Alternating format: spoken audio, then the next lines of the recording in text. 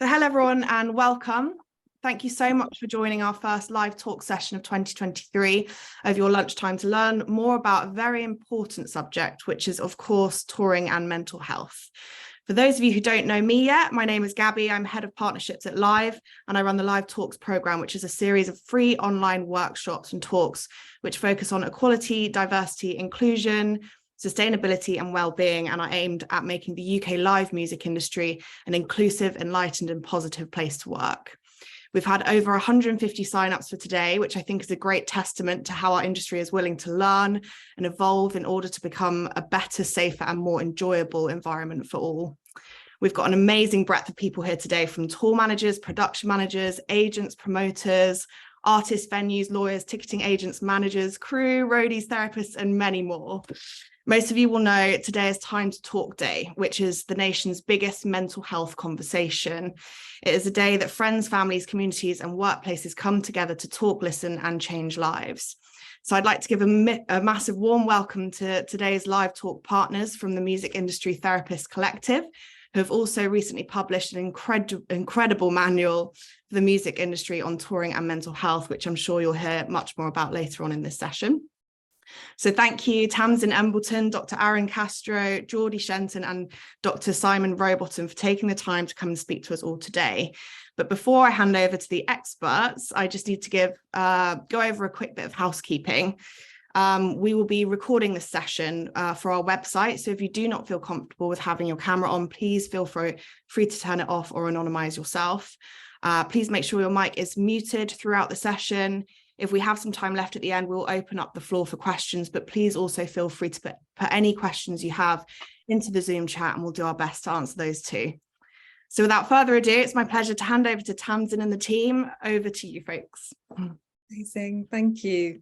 Hi everybody, welcome to Stress and Resilience on Tour. We're really delighted you can join us today to discuss this very important topic. So thanks Gabby and everyone at Live for inviting us. We're going to dive straight in with some intros and then we'll get started.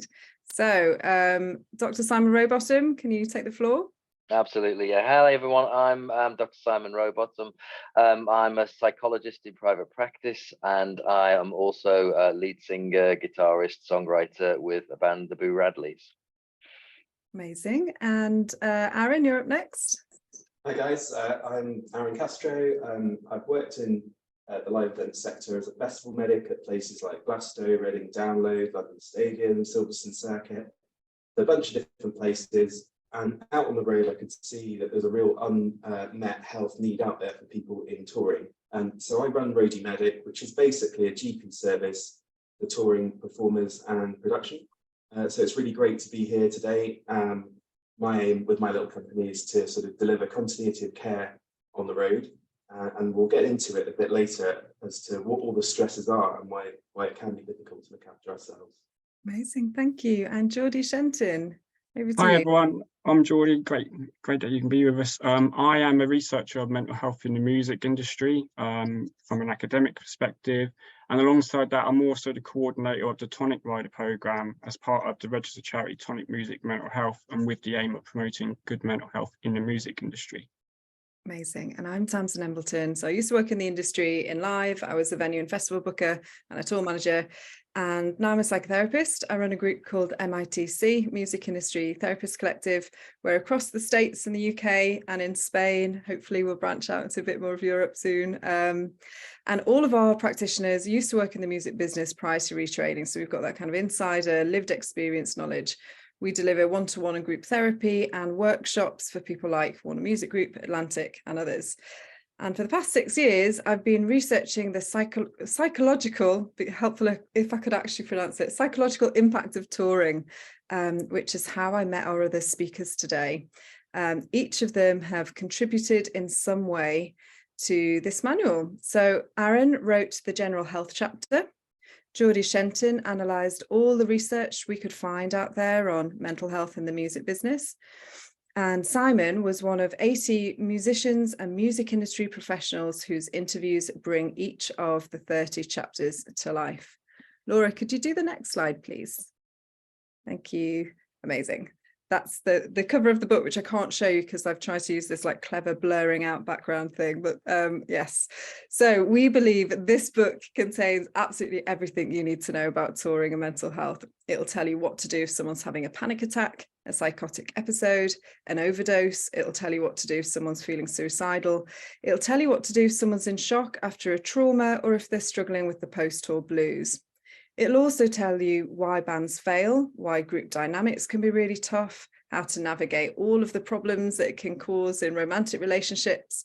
And then there's lots of chapters on hearing health, vocal health, sexual health, physical health, how to deal with the media, how to kind of cultivate optimal performance, meditation, breathwork, nutrition, sleep science, every kind of anxiety you can find. Depression, stress, and much, much more. So back to today.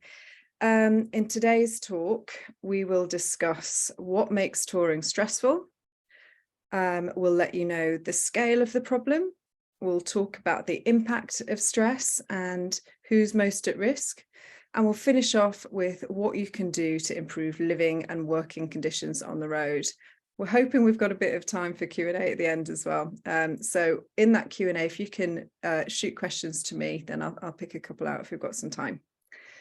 Okay, so in the beginning, going on tour can seem like a dream come true. You might imagine yourself roaming free on the open road, having a laugh with your touring buddies, traveling the world and enjoying the thrills of live shows. The personal and professional appeal is really obvious. There's lots of benefits to bringing your records to life, engaging with people who really get what you're all about.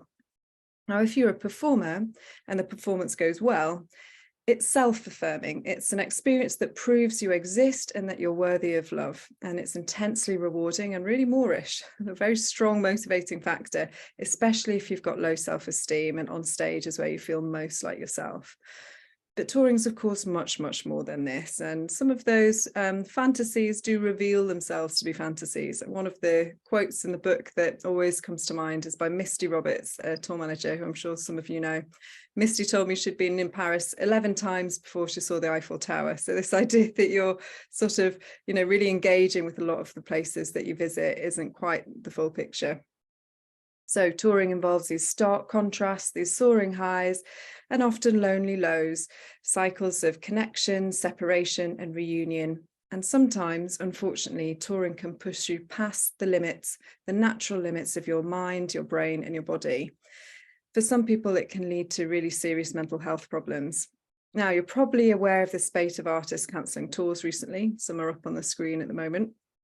Of course, artists and crew burning out on the road is not a new phenomenon. It's been happening since touring's been happening. But what's different now is that we're not using euphemisms. So what we used to describe as exhaustion is now more accurately being described as burnout and mental health decline. Excessive touring can harm your physical health, your mental health, and your relational health. And it all starts before you set off on the road. You might feel anticipatory anxiety around being adequately prepared or what will happen on the road, how your work will be received. You might feel social anxiety about fitting in or the group dynamics. Or it might be traveling that's problematic. Some people have a fear of flying, for example. Or maybe it's tough to leave loved ones behind. Touring separates you from the people, the places, and the practices that usually help you feel safe, secure, and stable. So that's where it starts. It's really hard to establish and maintain relationships if you're touring regularly.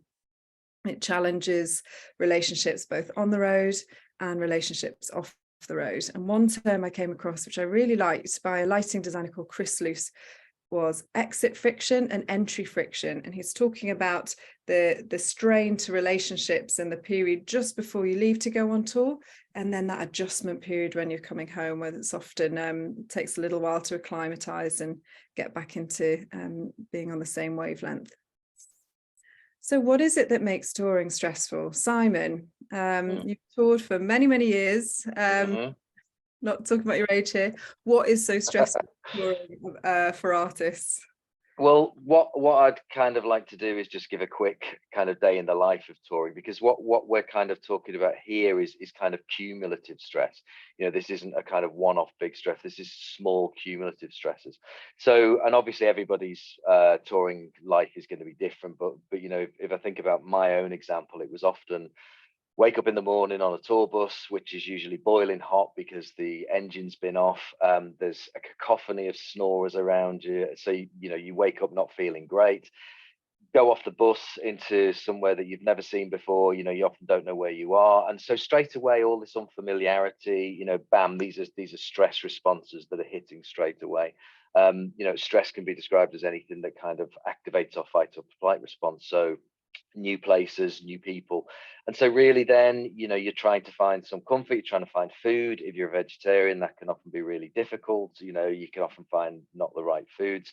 And then it's kind of trying to just do something as simple as kind of get a shower or whatever. You've got to be in a hotel day room, so there's loads of people around, and all this time it's bam, bam, bam, stress, stress, stress, small stresses, but they add cumulatively.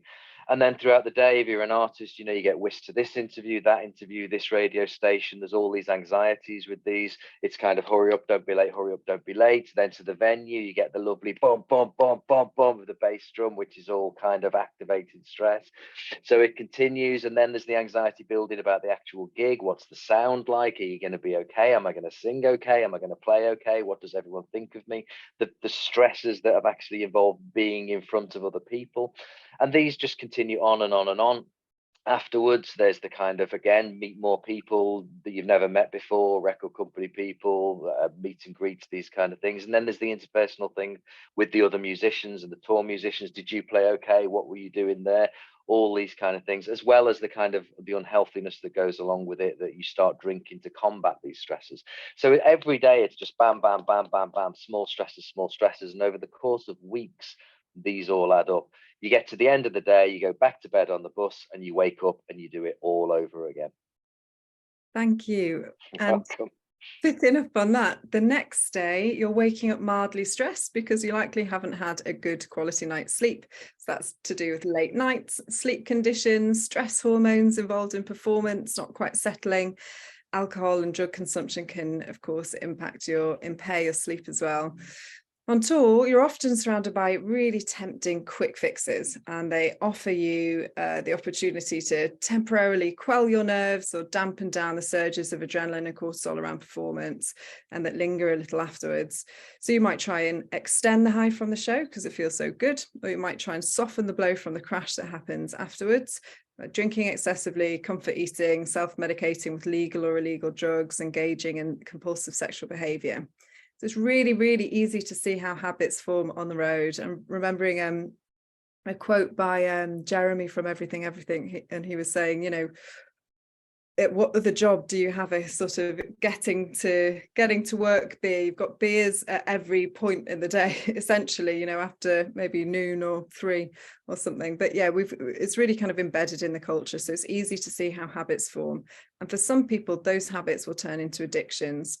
So as they say in recovery circles, what starts off as a solution ends up as the problem. We're going to move on to talk a bit about stress in the body. Arun, can you tell us which aspects of touring are stressful to the body? Yeah, so I suppose touring presents us with a perfect storm of physical stresses.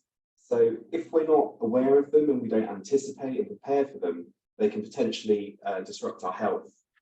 So the most common symptoms that people are experiencing, they usually relate to fatigue, pain, and mental health crises. So to break this down into, well, what are the inputs that touring gives us that stress us out? You can break them down into sort of 3 areas. So the first is travel related. So any traveller, any global traveller is going to be faced potentially with these issues.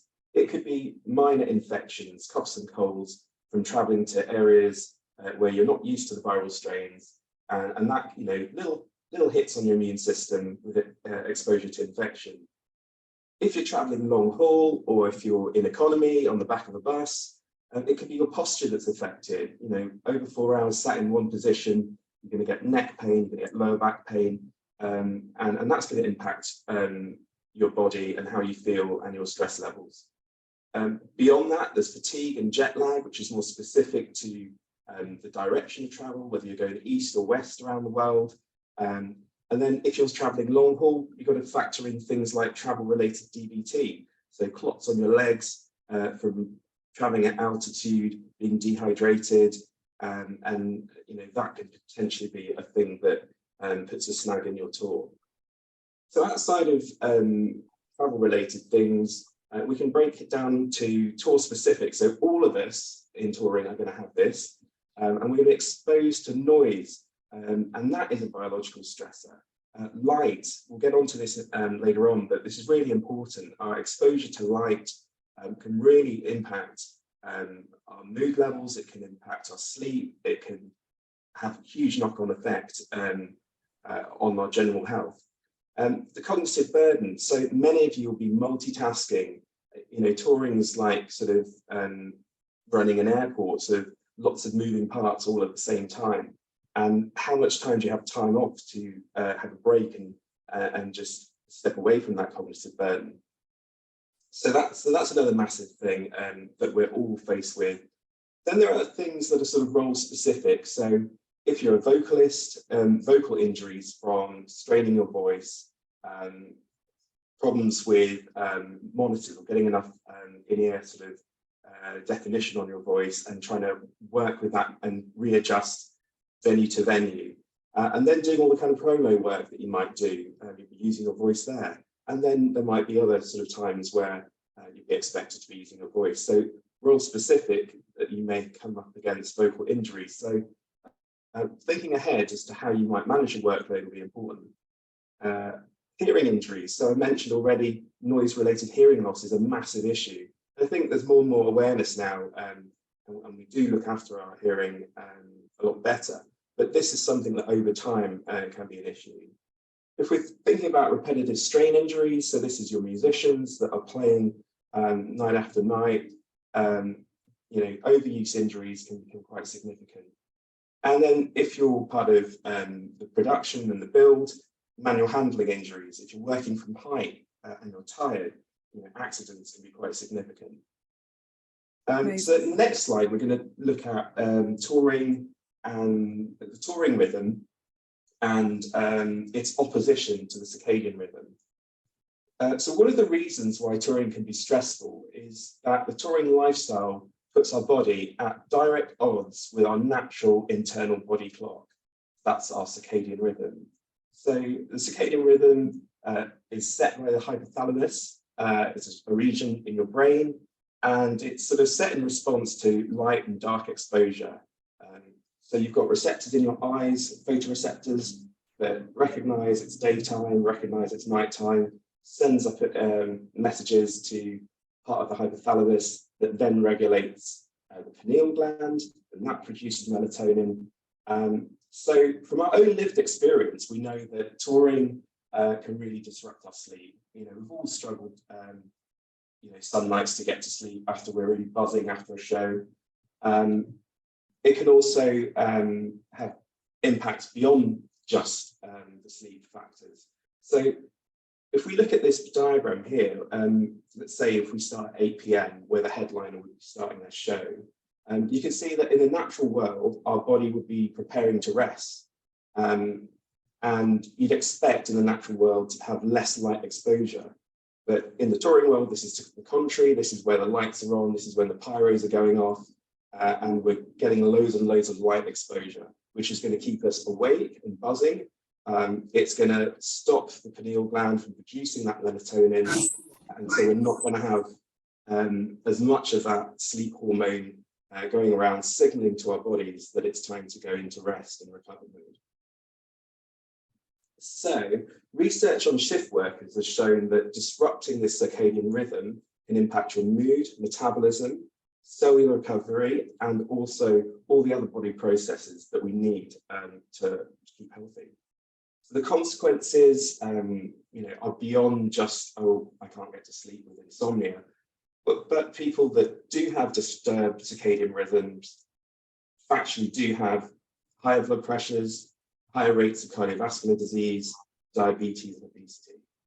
So in short, we need to normalize this. Like, the gig is a hard gig. We have our natural evolutionary circadian rhythm that's evolved for a slightly different pattern of working in life to that of touring. So it's important to recognize that it's not you, it's not your artist's fault if you struggle, and we need to accept this. We need to work with this underlying tension. And so knowing it, it's useful. Knowing about this tension means we can plan and prepare and manage. Thank you. Fascinating. Brilliant. We'll definitely hear some more from you later. Jeordie, I want to ask you a little bit about your research. What did you find out about the most stressful factors of touring? Yes, so the research suggests that touring affects the mental health of music industry professionals in two ways. Firstly, by exacerbating pre-existing stresses. So, for example, work overload.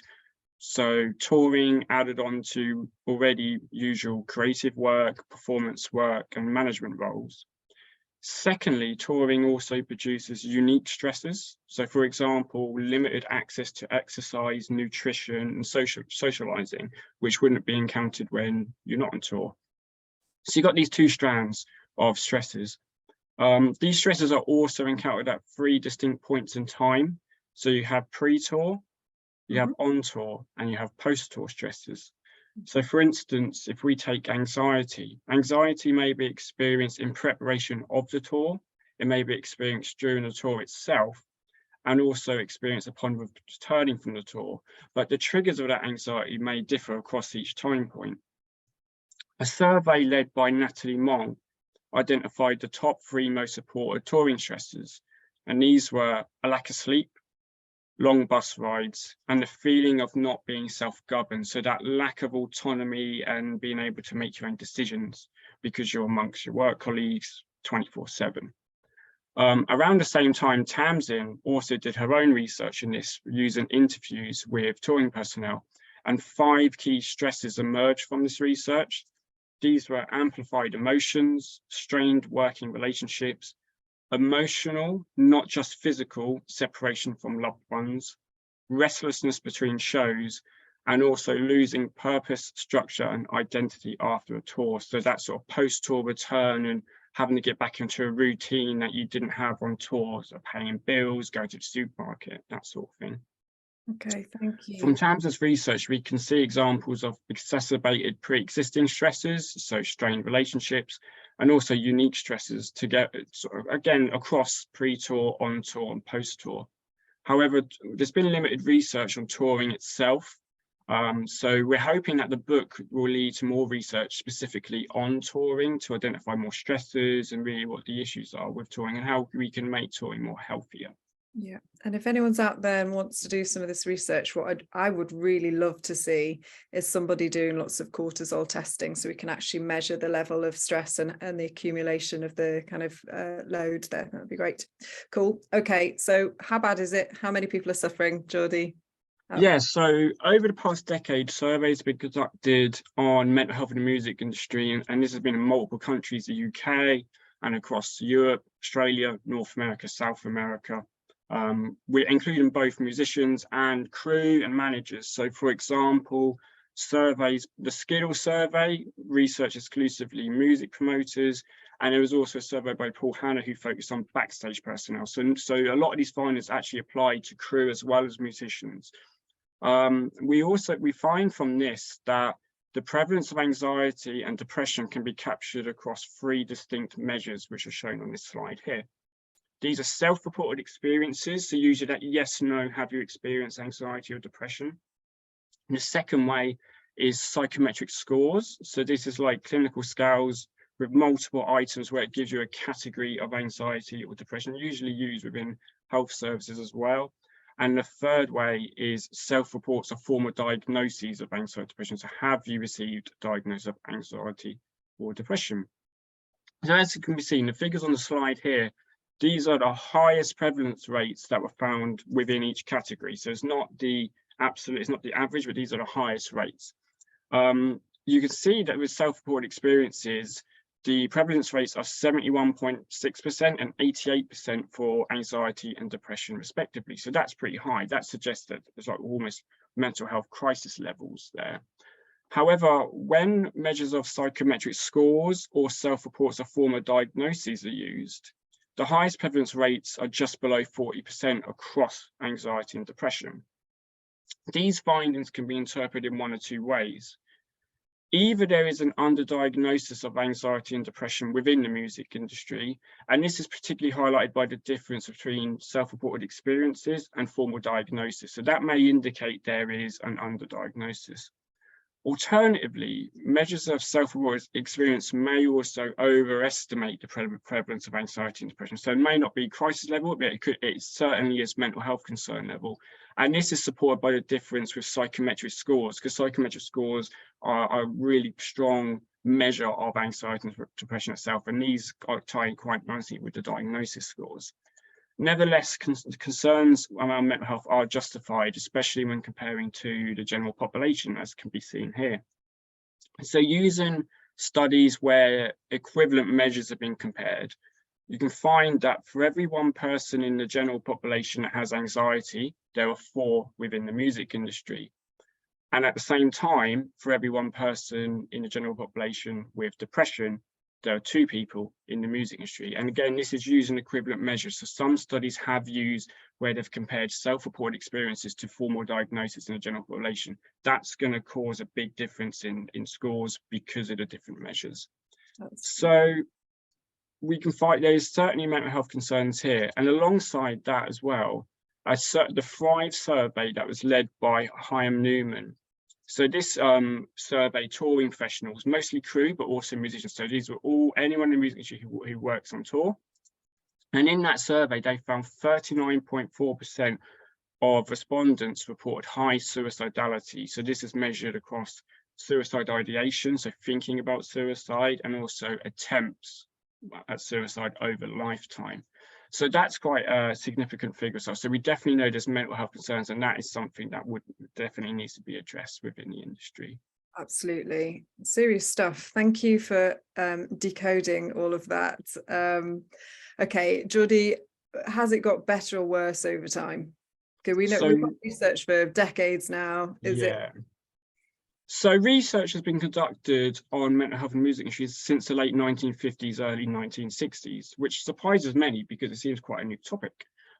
Such studies identified, for example, substance use was used as a coping mechanism by jazz musicians, and also that musicians experience emotional maladjustment as they started their careers. So as they started their career, they needed to adjust, they needed to adapt, and this was quite a difficult time emotionally for them. So that was the early research found, but there wasn't really much, if any, research on prevalence rates.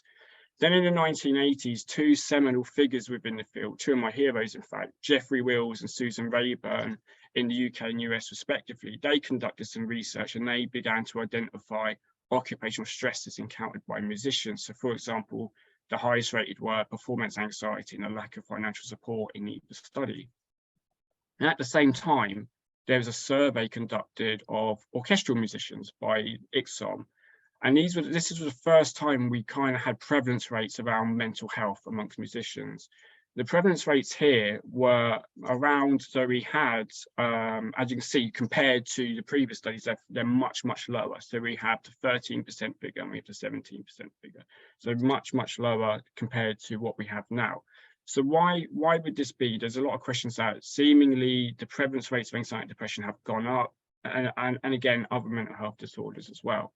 So this, again, there's potentially 2 hypotheses for this. The first is that this may be due to a change in attitudes towards mental health and stigma, not just within the music industry, but also wider society. As we've seen, there's, with Time to Talk Day, there's more sort of that openness to talk about mental health and share and discuss it. And alternatively as well, it can be hypothesized that there are new occupational stresses that have emerged that are then causing more and more mental health disorders, more and more anxiety and depression. And some examples of this may be digital burnout, venues closing, grassroots venues closing, as shown with the Save Our Venues campaign. Again, this has a big impact on mental health. And also even the impact of Brexit on touring with like the Carry On Touring campaign. These are issues that have emerged recently that were not present in the 1980s. So it could be that these new emerging stresses are also inflating the figures of anxiety and depression. Thank you. And we know that there's been a lot of talk about how hard it is to break even these days for our emerging artists and mid-level artists as rising costs, or left, right and centre, inflation, etc. We're going to talk more about stress and do a bit of a deep dive. All right. So the word stress conjures up looming deadlines, exhaustion, burnout. But I want you to know that actually not all stress is bad. In fact, if you don't have any stress at all, you're going to feel bored and disengaged. There we go. So the left-hand side of our little diagram here, this is the stress C curve, shows what happens when you don't have any stress at all. And the right-hand side, when it's in the red section, that's kind of, way more stress than you can handle. So you need a little bit of stress to get you going. Stress is inevitable. It's an ordinary part of life. And when it comes in short bursts and it's mild to moderate in intensity, it can motivate you, it can help you problem solve, you can meet those challenges, and it might be exciting and enjoyable. So that's in that kind of green going into orange section. And then you're getting to your peak performance. So you need a moderate amount of stress to kind of get you performing at your best. But as you can see, it's quite close to, I'm just losing my notes here, one moment. Yeah, too much stress and not enough decompression can lead to burnout. So stress really takes a toll when it's continual and when it's intensive. So performance is a really good example of this. Performance is an example of good stress. We call it eustress, like euphoria. It can feel uplifting, rewarding, fulfilling. You can feel like the best version of yourself on stage, like I said earlier. And research shows us that creating and playing music at home lowers the stress hormone cortisol, so it's stress relieving. But the moment that you play in front of an audience, and this is regardless of the capacity of the venue, it's regardless of your experience, your cortisol levels spike. And it looks like from initial research that they can spike as high as a skydive, and that they don't get back to an ordinary base level by the next morning. So you can see that the next morning you're starting off with that, as I said earlier, that sort of already mildly stressed state. And as the tours continue and the shows continue, that's building and building. You're not always getting those outlets, those ways to decompress and really reset. So we're going to move on and talk about the allostatic load, another stress concept. Arun, can you tell us about the impact of cumulative stress on the body? Yeah, so I guess earlier on we spoke about Simon's experience, as a performer, his normal day in touring being stressful. I talked about the biological kind of inputs that are stressing us out. But now I suppose it's to bring it on and to look at what happens if we put day after day of stressful events together. So I suppose living things manage to stay alive by balancing out their sort of internal chemistry through loads of different processes that happen at the cellular level. So that's the concept of homeostasis. And allostasis sort of takes this concept further, and it's to do with stress and finding balance. So there's been loads of research in this, mainly for military populations. And I think, if we look at our own lives, life tells us that this happy picture of balance doesn't pan out in real life. We don't live in a steady state as we go out through life. We don't always stay the same weight. Our blood pressure doesn't always stay the same.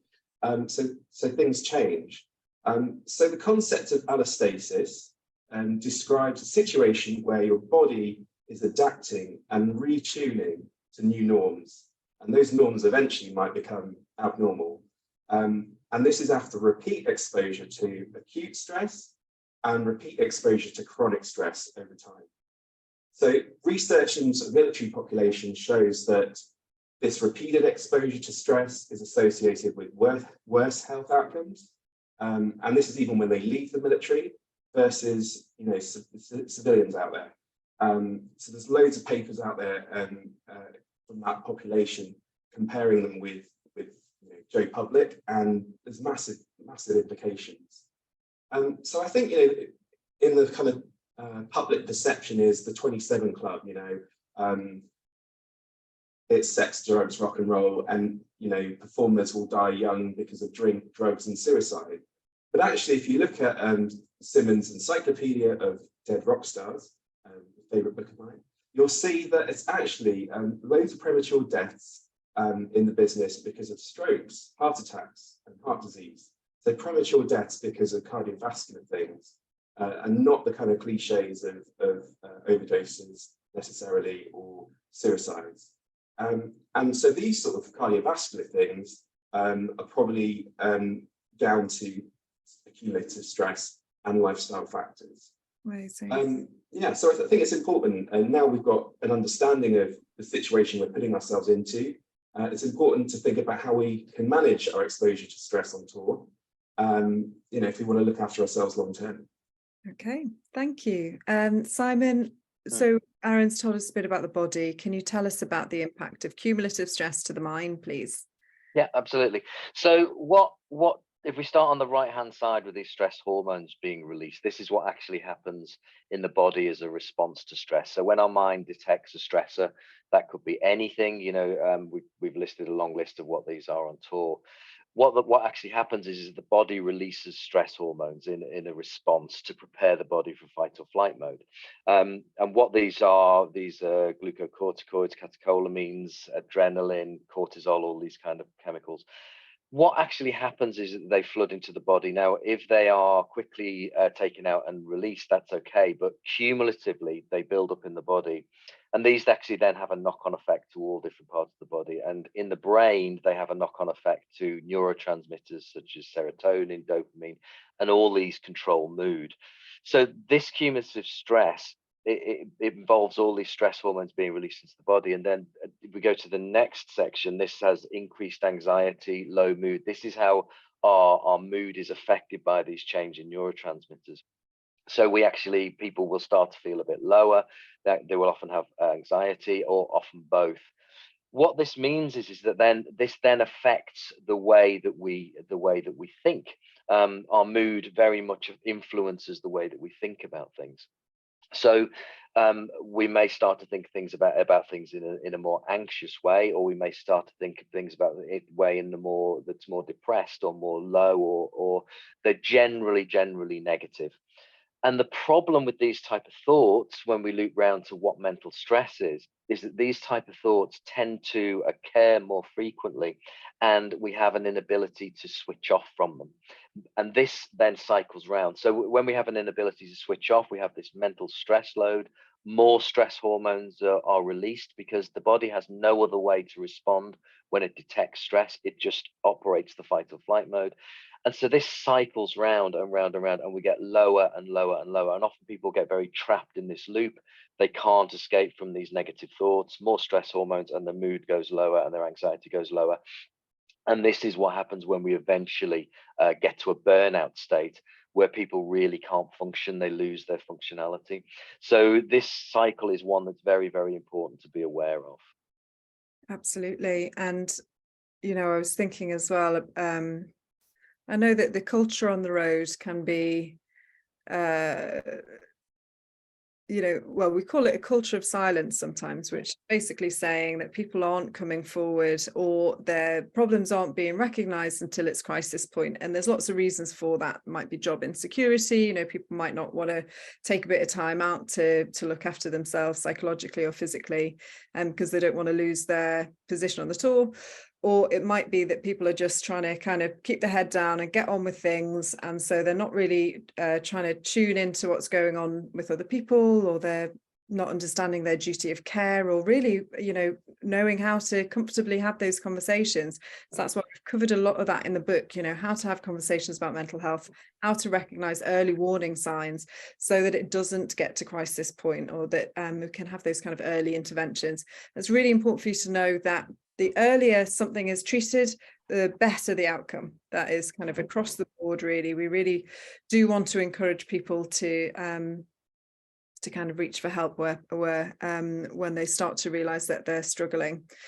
Okay, so who is most at risk? Now, we all carry some risk for developing mental health difficulties, and the risk varies according to lots and lots of different factors. So social factors, biological factors, psychological factors. For example, you're at much greater risk of developing mental health difficulties if you grew up in poverty.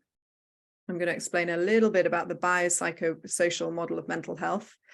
So in days gone by, there was lots of disagreement about the cause of mental health problems. Some people said it was nature, like biological or neurological problems, genetic problems, and some people thought it was more likely to be nurturing experiences or environmental impact. We now tend to believe that there's lots of factors kind of interplaying, and it's often the way that these factors interplay that is causing, that's leading to poor mental health. So a lot of your capacity to tolerate stress, frustration, and to manage your emotions was developed in childhood through the relationships you formed with your caregivers. Now, up on the slide, you can see adverse childhood experiences, ACEs. These are experiences that can happen in the home, that affect every demographic group, and you're much more likely to experience them if you grew up in poverty. And this is about intensive stress exposure that can have a really long-lasting effect to your behavioral development, your psychological development, even your physical development.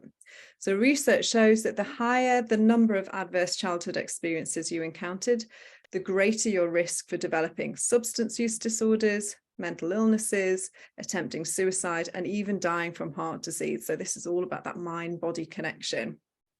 But not everybody who experiences ACEs during childhood struggles in later life. And, you know, it's really important for us to think about why that might be. Why is it that some people who encounter all of this adversity go on to thrive? And why is it that some people that experience quite relatively little adversity really suffer? And it comes down to, well, part of the answer is about biological temperament. There's also something called PCEs, positive childhood experiences, which is about positive relationships, but we're not going to go into that today. So up on the screen, you can see dandelions on the left-hand side, orchids on the right. And this is based on the research from Thomas Boyce. So he studies children's stress responses, and he's been doing it for absolutely decades. Got a really good TED talk, actually, if you're interested. So what he found out was that 4 out of 5 children are relatively robust and resilient. So they're kind of biologically well equipped to cope with challenges and adversity. So he was measuring cortisol levels and responses to stressful experiences. So he called them dandelions because he thought, look, you can essentially sort of, within reason, throw these children anywhere and they will thrive. Not literally. That's not that kind of stressful experience. But the other fifth of children are much more biologically sensitized to stress and change in their environments. These children, who we called orchids, had the best and the worst outcomes. So they suffered much more frequently from stress-related physical and psychological illnesses when they were exposed to stress when compared to the dandelions. But they also had a much greater potential for creative flourishing. They outperformed the dandelions on the creativity front. And he called them orchids because the orchids bloomed when their environments were low stress, when they were stable, and when they were nurturing.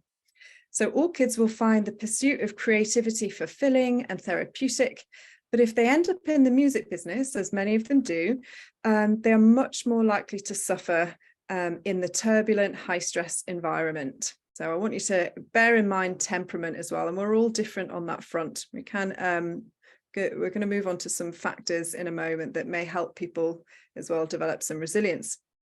So let's talk a little bit more about risk. Jeordie, who is most at risk according to the research? Yeah, so the research has focused, all the research has focused on musicians. There's not been any research on crew. However, in terms of risk and in terms of sort of pre-existing factors before entering the music industry, there are 2 factors to consider: adverse childhood experiences and personality traits. So a study led by Paula Thompson outlined performing artists with multiple adverse childhood experiences, as highlighted before. These performing artists tend to have greater trait anxiety, so that tendency to experience anxiety regardless of the context or situation. They also experience greater internalized shame and cumulative trauma as well. So there's these mental health factors here. But at the same time, these performing artists also report stronger creative experiences, therefore suggesting that adverse childhood experiences not only affect mental health negatively, but also the creative output of musicians, possibly in a positive way. So it's interesting how you've got these two aspects to adverse child experiences there. Moving on from that, another study led by Jeffrey Wills again, he researched personality traits amongst musicians, and he found musicians report greater neuroticism and greater psychoticism. So what does this mean? So greater neuroticism is that low emotional stability. So again, that tendency to experience anxiety, maybe even depression. Whereas psychoticism is more related to aggression, impulsivity, and actually also sensation seeking. So these two traits affect the mental health of musicians in sort of different ways. The neuroticism through the anxiety and depression, but the psychoticism and then actually the sensation seeking through risk-taking behaviors such as substance use, such as possibly even getting into fights, which then contributes to poor mental health. Yeah. The interesting thing as well is that when we consider these factors in relation to occupational stress, you can see that both can actually potentially heighten. So Diana Kenny led some research in sort of nearly 20 years ago, and she found that there is an overlap, a relationship between trait anxiety that musicians are sort of born with or acquire, and also performance anxiety. So you can see how both factors interact. You have the pre-existing factor, the temperament of trait anxiety, interacting with the contextual music industry factor of performance anxiety. So we can see that these factors do interact, and it is all sort of multiple factors to consider with regard to mental health. Very much, thank you. Okay, we're going to move on to solutions. Simon, what have you got? Hi, so I mean, just to kind of give a kind of overview, because obviously this is quite complicated, but to give an overview, I think one of the first thing is this thing about personal and professional development. Psychoeducation, such as you're doing now, is really, really important. So actually helping artists and crew and management and everybody kind of understand this idea about stress, the inevitability of stress on touring, you know, the idea that actually we're just not made for this. And so once you kind of understand that's inevitable, one of the other things is to help them understand the kind of things that might be likely to happen, the kind of vicious cycles of stress, and understand they're likely to happen.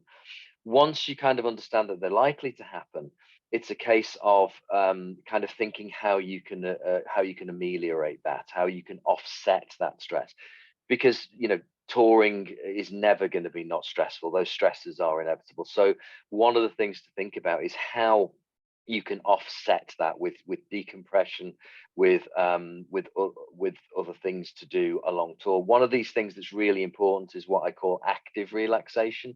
So active relaxation is something that occupies the mind, something you're doing. You know, it's not sitting around trying to relax in the spa, although that would be nice, but it's something that actually occupies your mind, because when your mind is occupied, it can be taken away from some of those negative thoughts, some of the depressive, that anxious thoughts. So anything that is at the active relaxation is really good. Art, sport, creativity, gaming, you know, even playing music away from the stage, that actually helps engage you. The other thing is emotional support. It's really, really important to connect with other people. One of the ways that we deal with stress and anxiety is connection with other people. So it's really, really important to make sure that these emotional connections are kept, and that people who are on tour have people in their lives, you know, therapists, mentors, just anybody who they can kind of connect with and talk about things emotionally. And if management and bands are talking to each other and crew, try to view things through the lens of stress and mental health, because often things happen on tour. You know, people go on massive benders, they smash up hotel rooms, they get into fights, and sometimes this is kind of, oh, it's so-and-so just acting crazy. But actually, if we look at those things through the lens of mental health, are they under too much stress? How are they doing? How are they coping? Are they trying to distract with this behavior from their lowered mood or from their negative thoughts? So it's really, really helpful to take a view through the lens of stress and mental health. Amazing, thank you so much. Speaking of community support, Jeordie, you know all about this. Can you give us an overview of what you're doing with Tonic Rider? Yeah, so community support is essential for promoting good mental health in the music industry. And this is why at Tonic Rider, we provide online free peer support groups and mental health first aid courses, along with backstage support. And that's just part of our extensive program of support and training. We emphasize a peer element to all the support and training we provide, with the hope that music industry professionals will develop new skills, establish new relationships from the program, and therefore triggering a ripple effect, which not only benefits themselves by participating, but also their colleagues and also the wider music community, because it's really important to sort of learn skills around mental health and then actually be able to pass them on, encourage your colleagues and wider music industry to take part in such programs, but also just using them, having those conversations on the tour bus, having those conversations in the recording studio is all really important. And yeah, that's how we work at Tonic Rider. We've only been around for 2 years, but we do offer free online peer support and mental health first aid to make it accessible. And more information about that can be found via the link on the slide. Thank you so much, Aaron. I'm just keeping a little eye on the time here. So if you and I can pick a couple of points on each of our slides, then maybe we can leave a couple of questions. So over to you, Aaron. You're going to tell us a little bit about how managers can support their artists and crew resilience. Well, I suppose the first thing that to do would be to get to know your team, to anticipate their needs before you go out on tour. And so in the world of sports medicine, when a sports team goes and tours, they have something called a sample form. So it covers their staff role, their allergies, their medication, their past health issues, their likes, dislikes. So in touring, it might be that they're just quit smoking, they're aiming for a dry tour, they're teetotal, they've got dietary needs, and then he's the emergency contact number. So this is really invaluable. And I've gone around with sports teams, and when your kit man becomes unwell, this sort of thing is amazing. You suddenly have a context, and you can work with the problem. But if you have no prior knowledge, it's a massive sort of medical snag. So I guess pre-tour, it helps you identify early any issues that might need support. For example, I know of someone that works in touring, and they have bipolar disorder, and they're based in another country. Their doctors are only allowed to prescribe a month's supply of their medication that keeps them, in a position where they can hold down a job. And then they come to the UK, and then they're running out of meds after 4 weeks. So if you can identify that early on, you can think about, well, how can we solve this problem ahead of time, rather than putting someone who's potentially vulnerable to stress, and then adding, additional compounding stress to them. So yeah, there's other stories out there in the touring world. There's a story of someone who had a metallic heart valve, and this person was really crucial to that tour. And they moved to the UK, and if you have a metallic heart valve, you need to be on anticoag medicines. Otherwise, you get clots, and if you get clots, you get strokes. And they needed to have that monitoring done. So this appeared as a snag out of the blue. But I guess if you're doing a sample form for your team, you at least have a heads up early on that you might need some medical advancing. So I think, if we're looking to support artists and crews, it's worth having a conversation with new members of the team to normalise them to the challenges and the nature of touring, rather than this kind of sort of unspoken, silent kind of coping situation that people might fall into. Absolutely. I guess, over to you, Tamsin. Sorry, I was just going to say, with an eye on advancing as well, that will help reduce polypharmacy on the road, which is where people are taking multiple drugs, because we know that there are problems with people seeing maybe a hotel doctor over here and a rock doc that the promoter knows over there. And then that can lead to problems with including overdoses and all sorts of different things. So if somebody's really well prepared, that will reduce that risk. And we've developed, so our website will be touringmanual.com. It is up there at the moment that you can put your email address in, and if you're in the UK, we can give you a discount on the book. But once the book is out, that website has a number of self-assessment tools for all sorts of different mental health difficulties. It also has a pre-tour questionnaire, which will help you identify what things might make somebody a bit more vulnerable on the road and how to make reasonable adjustments. Because I think making reasonable adjustments is really, really key. I know that we're sort of really kind of speeding through this end part. I just want to talk a little bit about what agents, promoters and managers can consider. So for speed, what I'm going to talk about here is the golden rule. And the golden rule is that off days are not press days and they're not travel days. And it's really essential that you recognise that travel is exhausting, and that press is a performance and therefore stressful. People often, because touring's expensive, and people can think creatively about what do you do there to do you bring brands on board, or how do you tour in a way that's sustainable, but we also need to think about the stress risks. So that includes things like, if you're extending the tour, you can do a stress risk assessment. Again, we've signposted to those in the book, to think about what are the health implications. You can think about that at the start as well. Look at the routing. What's the health implication of this routing? Not is it logistically possible to get from A to B, but actually what's the strain on people here? And the people to talk to are your production managers. They need to represent the crew care. And it's really important that we think about crew. Their days are excessively long as it is. And we know that there's lots of substance abuse issues and things with crew. So even if the artist wants to go full throttle, it's your job as the team around them to slow them down and to recognize that their ambition might not match up with their capacity. And even if they want to go full throttle, they have a duty of care towards the other people that they take out on the road. Autonomy is really important. If you don't have autonomy, you may feel that you're on a runaway train. You need a bit of control. You need some choice. Build that in. Be really mindful when changing key players. If you're changing your production assistant, your production manager, your tour manager, you really need to think about the psychological impact of that, because we're trying to create, often people talk about their touring families, and changing a key person can be quite destabilizing.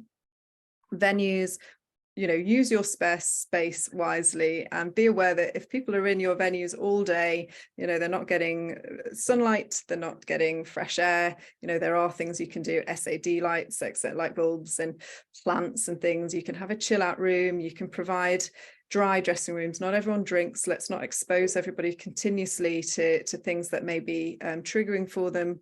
You can start to be considerate and help to shift that culture change.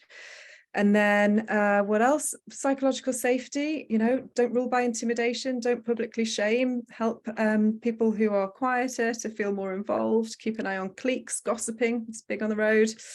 And I think that's all I'm going to say for now. We've got, 600 pages of this, so there's a lot more to say. By all means, buy a book. There's some resources up on the page. Okay, so questions. I'm sure I saw a question from Louisa. Thank you for the kind words, people. I'm so glad that you made it today, and I was quite nervous, so thanks for making it feel so warm and welcoming. So a question from lovely Louisa Pillett, a DJ producer and has toured many years.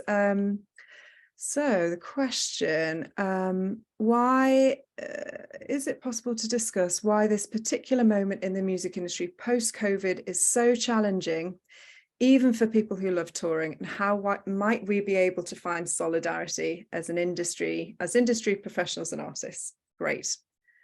Who would like to, has anyone got any thoughts on that? I will say, I think in that time during COVID, where everything was grounded, capacities have changed. People maybe, there's lots of conversations about mental health, and I think people are more aware of what they need. And we've gone back full throttle because people are trying to make up lost time, lost momentum, lost money. And I think, we're still living in this, we say post-COVID, it's not over. There is still, stress from that. We're still processing what's happened. And there's a lot more to think about, as we said earlier, you know, the costs of change, of materials, of, you know, visas, etc. if you're in the UK, and you have different, so there's additional stresses on top. So how might we find solidarity? Well, I mean, I'm all about strength in numbers. That's why I set up a group. And I think find groups. There's, of course, there's, you know, Susie Green's wonderful, the Back Lounge, there's Tonic Rider. Not only do you have the opportunity to, you know, speak with like-minded others, but it's also a great, you know, place to sort of share your experience, meet other people who may have other ideas about how to approach things. Would anybody like to add anything? I mean, just as it's not in addition to the kind of post-COVID, I think the whole kind of industry has changed because of the streaming sites and the way that musicians, certainly, I mean, this is specific to musicians, how they make their revenue.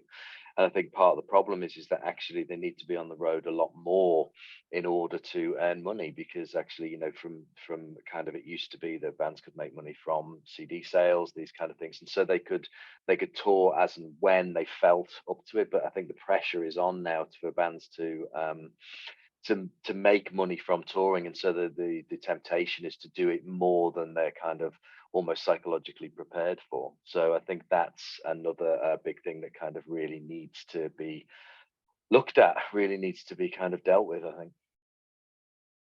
Absolutely. There is, I just also want to flag, there's we've got a free document on our website, which is about 30 pages long, I think, as well, which is an anxiety and self-isolation doc. But I think, you know, also know that there's a lot of people out there.